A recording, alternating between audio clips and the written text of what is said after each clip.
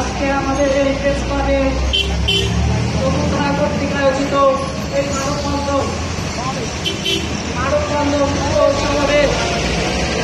এই সমাবেশে বসুন্ধরা বাংলাদেশ এনডিবির চেয়ারম্যান মনির মেহেদী, senior vice chairman শামনা Parjana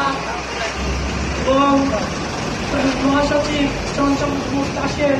এবং আরো সিনিয়র ব্যক্তিবৃন্দ এবং চলমান জনতা, সবাইকে আমার সংগ্রামী সালাম এবং শুভেচ্ছা। আজকে আমরা দেশে দেখতেছি যে চাল এবং নিত্য প্রয়োজনীয় দাম যেভাবে বাড়ছে, এভাবে যদি বাড়তে থাকে আজকে আমরা না খেয়ে মরে যাব। যারা নিত্য আয় করে, নিত্যদিনের আয় করে, তারা হয়তো বা যে চাল কিনতে যাবে,